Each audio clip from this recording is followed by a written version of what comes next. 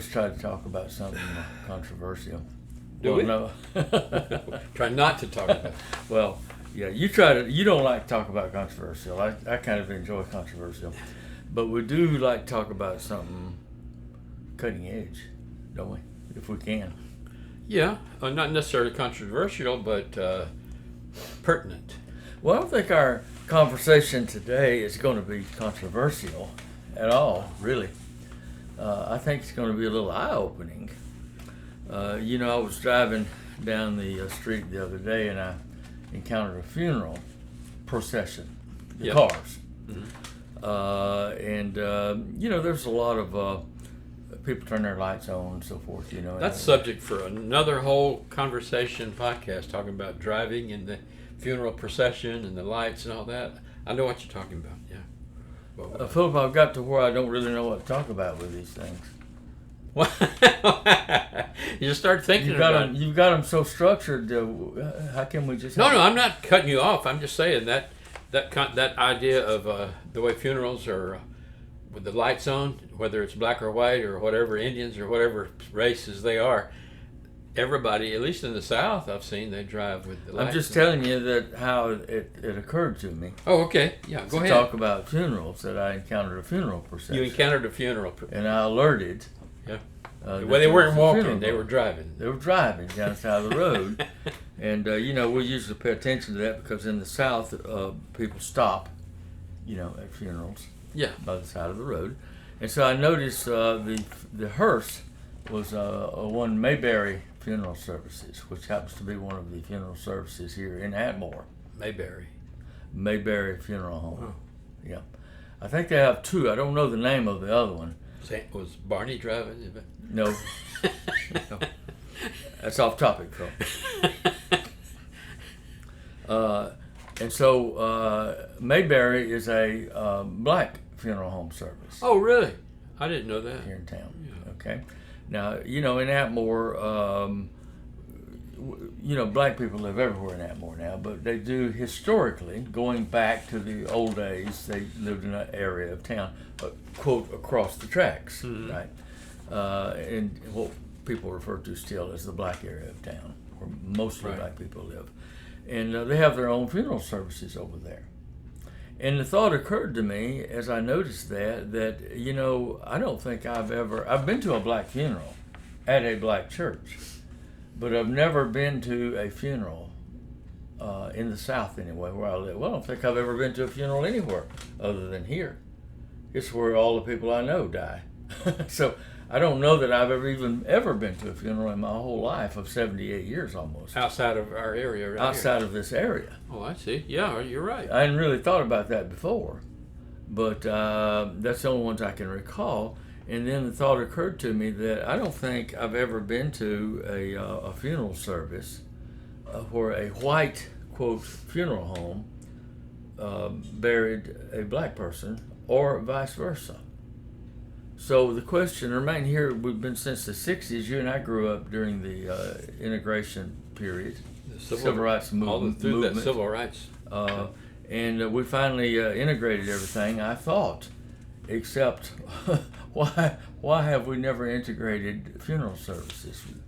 What's going on with that? Any thoughts on that? How many black folks do you know well enough that you would attend their funeral? I know quite a few. Well, did you go to the funeral? I've been to a few, and I would still go if I had a black friend that died. I would go to their funeral, but that funeral would typically be handled by a black funeral home, and that person would be buried in a black cemetery.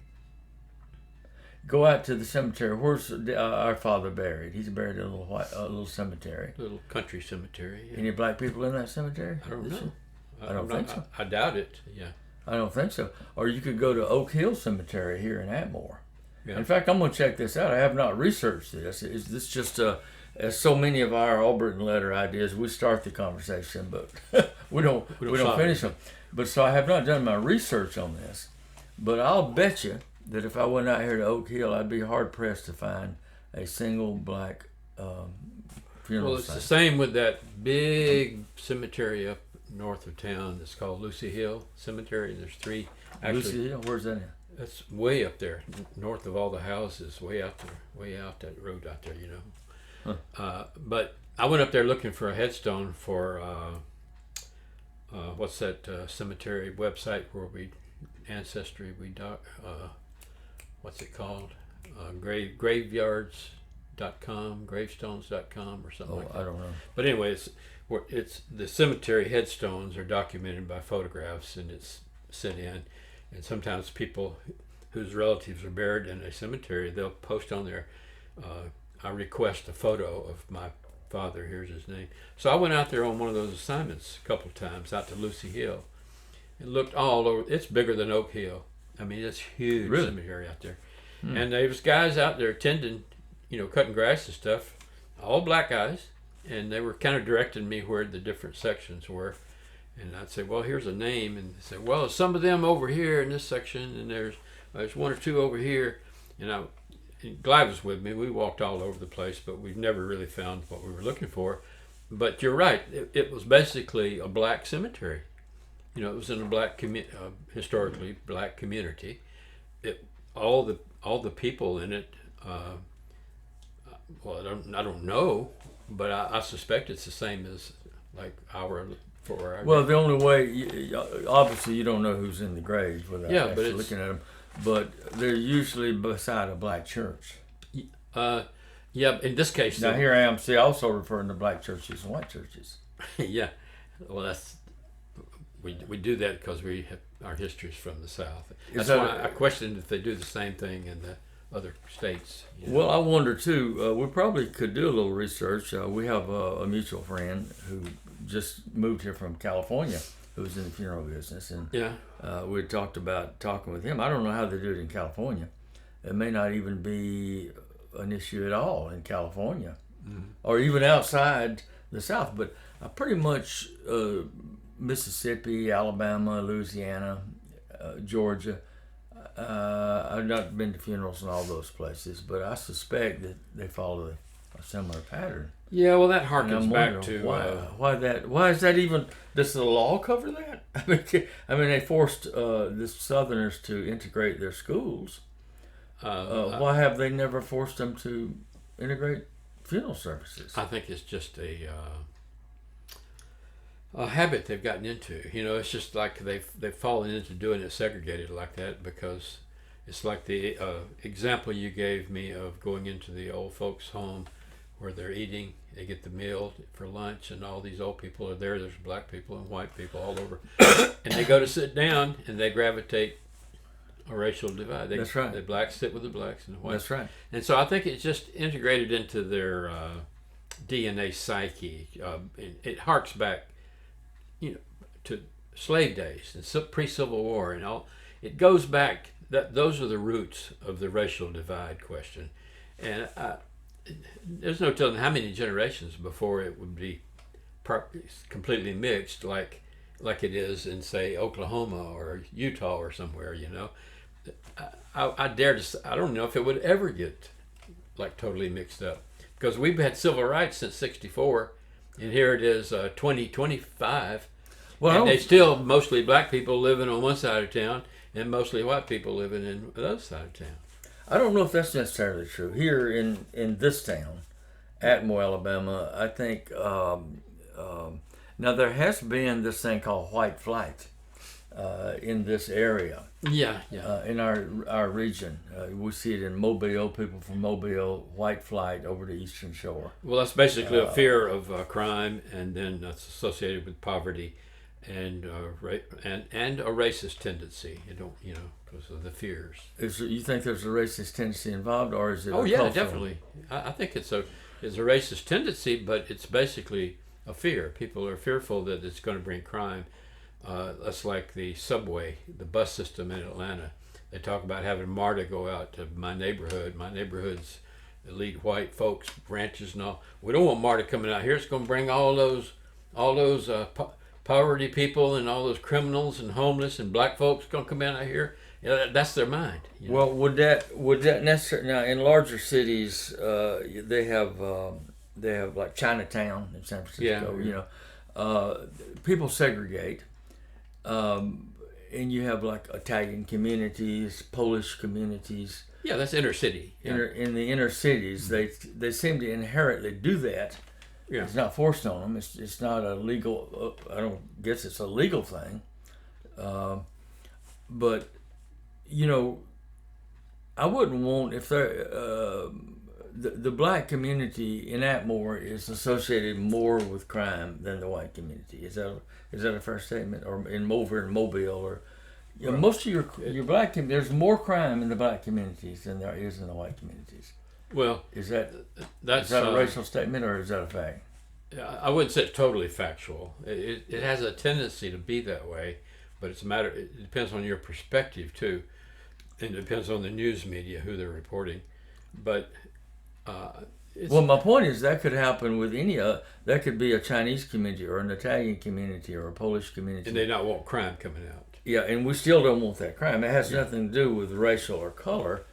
It has to do with culture. Well, we don't really want that. Theoretically, it doesn't, but I believe it does in the minds in the minds of people and their. What do you think? Do you think? When I create my files, I'm kind of an organized file keeper. Yeah. And I create my files over here in my filing cabinet, and I'll have a blue tab and a red tab and a yellow tab, or the little button tabs. That's not racism. It doesn't deal with people. Well, that's what you say. That's what you think. But maybe is there inherent? We have to label something in order to be prejudiced against something. We have to we can't just say I don't like Philip. We have to say I don't like Philip because. So we let's make Philip blue or black or brown. They did this little experiment back in the 1960s in one of the schools. It's a classic psychological experiment to where the teacher decided to put the blue-eyed students and the blonde-haired blue-eyed students on one side of the room and the darker-haired brown-eyed students on the other side of the room. And she began to promulgate this idea that the blue-eyed students, the blonde-haired blue-eyed students, were better. They would go first to lunch. Yeah. And these are children that aren't, inherently prejudiced. Yeah. But she would create that. And so they began to actually behave more prejudiced. The blue-eyed actually thought they were better than the brown-haired. It has to do with we have to put labels and colors on things. Don't you think there's some kind of innate tendency to label things? Yeah, I do think so. It might be the culture that's really bothering us, but we'll say I don't like black people. Well, why? Yeah. Well, because all the people over there in the crime-ridden are black, so I don't like black people. I think the tendency of people to say that are saying it because those people are different than me and my family. They're different, and they don't want to say it's because they're black, and it may not be because they're black or brown or yellow. It may be because they have very curly hair, or maybe they have long. All those people all seem to have long noses and long chins. They're different. They're different than us. So they don't belong with our group because they're different. So which one's better? Me and my group with the blue eyes and blonde hair, or them with the brown eyes and brown hair? Well, teacher said I can go to lunch first, so I must be better. Makes me better. Yeah, that was a good experiment. I remember that. She got in a lot of trouble for it, but it was very worthwhile. They probably wouldn't even be allowed to conduct that experiment today. Yeah. But they did do that. But going back to the funeral services, are there, aside from religious, now in the South, you have mixed churches, just like anywhere else, but not so much. Not so much as other places. Right. Typically, you have black churches and your white churches, with some mixing going on. People gravitate to where they feel most comfortable, I guess. Right. So when you go to a black funeral service, like you and I we grew up LDS, or commonly known as Mormon, and we have a certain way in our church of doing things. If you go to a meeting, you'd be in the meeting 5 or 10 minutes, and you sort of recognize the protocols. Yeah. Now, in the South, black churches typically conduct their services maybe a little differently than the white church. Maybe they're a little more colorful. Maybe they're a little bit more, energetic than some of the more placid white church services. Well, I think could that, in terms of a funeral, could that be a reason why? Yeah. And I think it has to do. I think it is a cultural difference. I think it.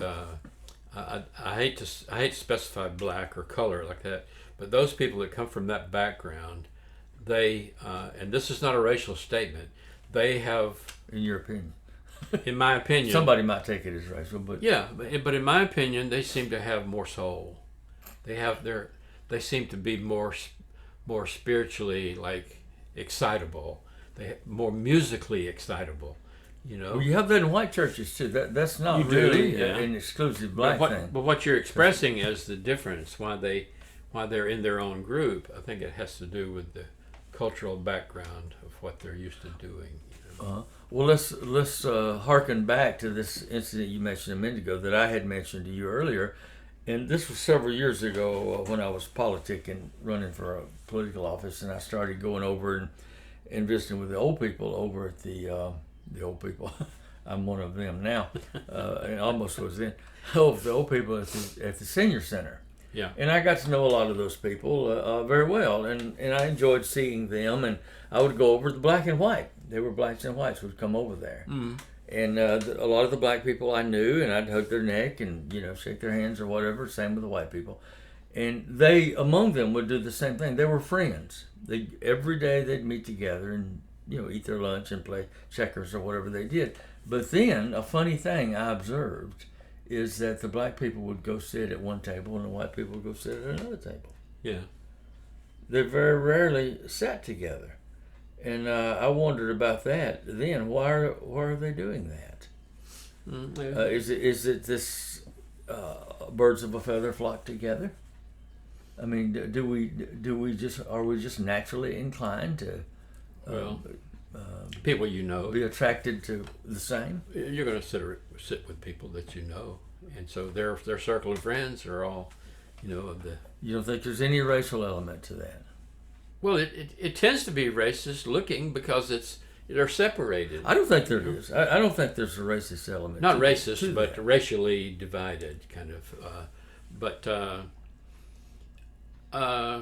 Back when I was in high school in the mid '60s, 65 to 69. That was my high school years, and that was when the most advances were made in the civil rights movements and forced integration, segregation.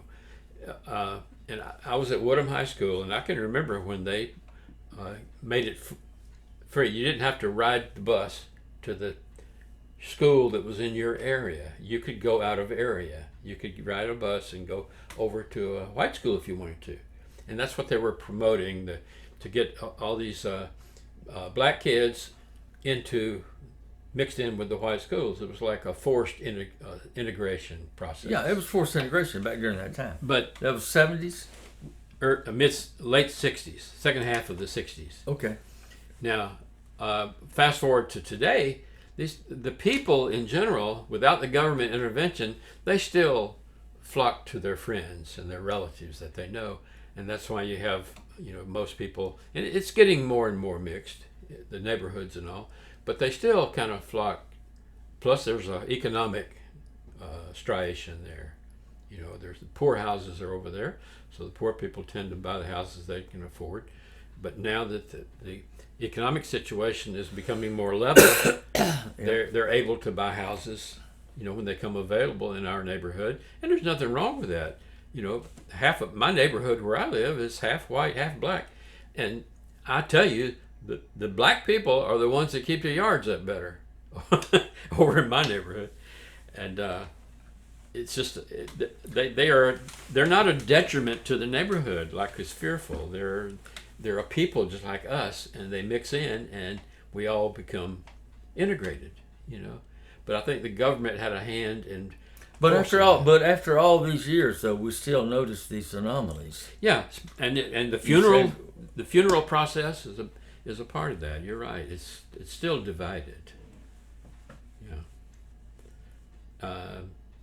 Who knows why? I mean, we have all these ideas that we've talked about as to why it's happening, but are there any differences? Funeral services. My old friend who's recently passed away, Joe McPetty. Yeah. Joe Mac had owned a funeral home here in town, and when his early years, when he was starting out, Joe told me that he used to work at a funeral home down in Pensacola, and he said they were the only funeral home in Pensacola who processed Jews, because he said the Jewish they have certain specific requirements, and what do you call it, processes, so forth, related to their Jewish culture, the way they did things and religion. Yeah. And he said that the Jewish population loved him because he knew their procedures and he did it properly or whatever. Yeah. We as Mormons have the same thing. We have little things that are part of our tradition. Burial procedure. For example, I've spoken at quite a number of funerals over my lifetime, and one thing that I've noticed that some the open casket funeral, they have the service and then they have the viewing one more time. They open the casket, everybody walks by. In our church, we don't do that. I don't know if that's not anything biblical or anything. It's just a I think a protocol, but yet people take these things as maybe deeper than what they are. I think that funeral division, racial division in the funeral process, will be eliminated more if more funerals are held at commercial funeral homes rather than at churches. Because if your funeral's held at a church. Well, most of the funerals that I go to are at the funeral home, not at the church. I know they are now. Years ago, but they were held at the church. But they still have them at churches, though. Yeah. But not so much as funeral homes. Most funerals, I would dare say today, are held at the funeral home. Winston's was at a church. Our cousin Winston. Ellis Stallworth was at a church. Yeah. That we knew. Well, I think as I observe, most in our town, I'm speaking here in Atmore, most of the black funerals are at churches or at the black funeral homes. That's what one or the other for sure. Yeah, for sure. But mostly at the churches, whereas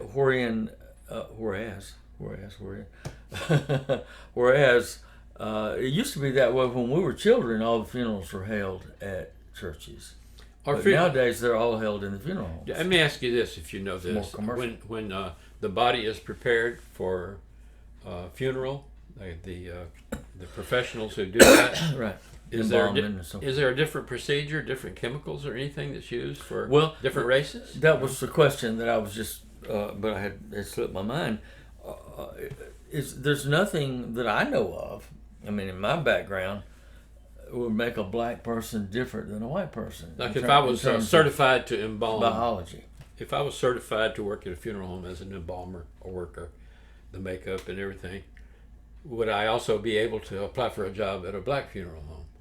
That's what I'm asking. Is it different for different skin tones, or I don't know. That's a good question. Which one might bring up indicate racism?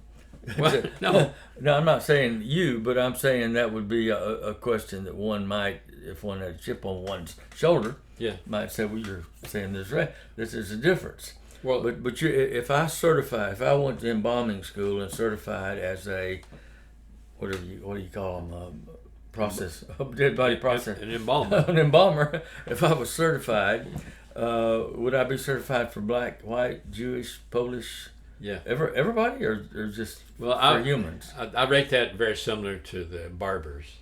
When you learn barber school, because of the differences. Well, the black hair is different. The black hair is different. People with very thin, fine hair is different. But I think. Now, see, I can understand you have a lot of black barbershops because hair is different.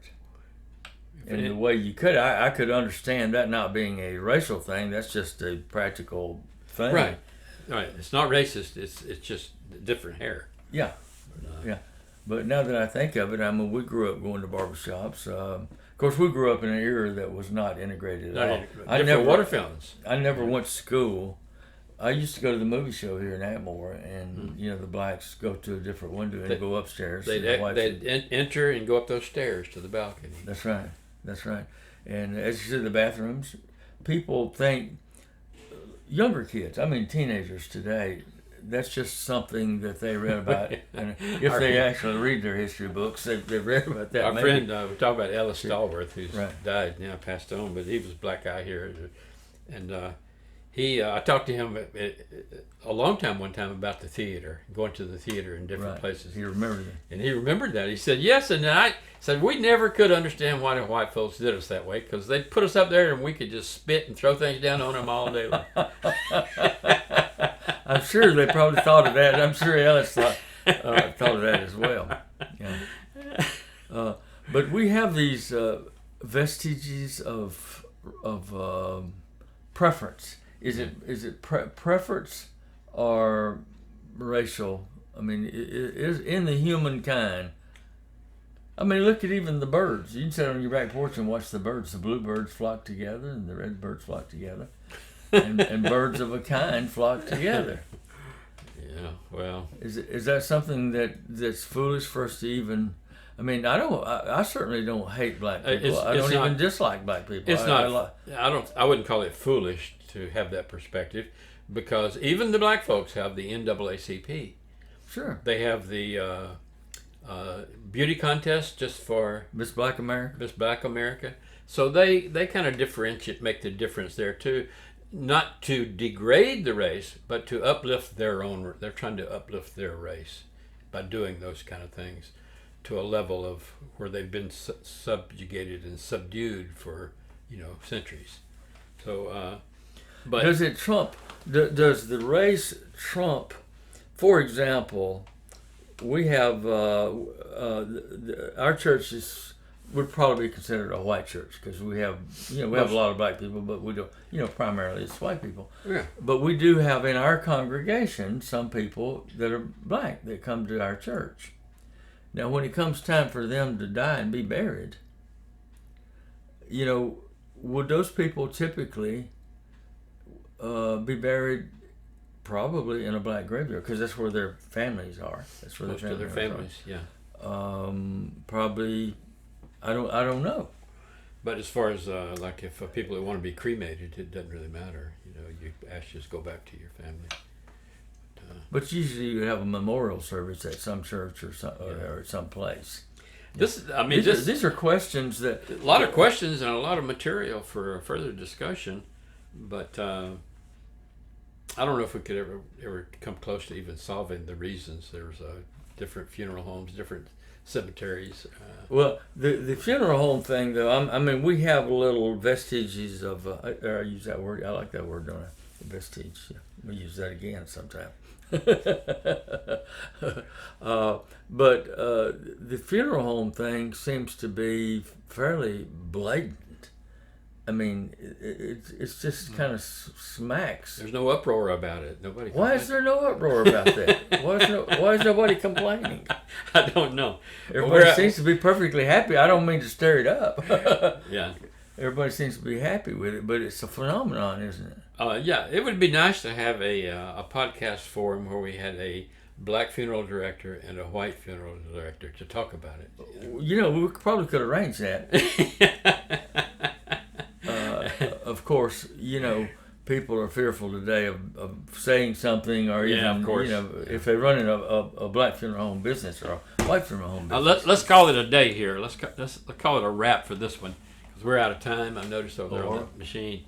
And okay. Well, we ran it a couple minutes there early, so. But we'll get back together on another topic next time. Maybe we can get an expert in here or two. Yeah. And do that. Don't forget the Albritton Letters. You can hear us on anywhere you listen to podcasts. Watch us on Vimeo. Anywhere? Or anywhere. Or on YouTube even. Even on YouTube? Even on YouTube. Well, okay. That's great. All right. Say bye, Lloyd. Bye, Lloyd.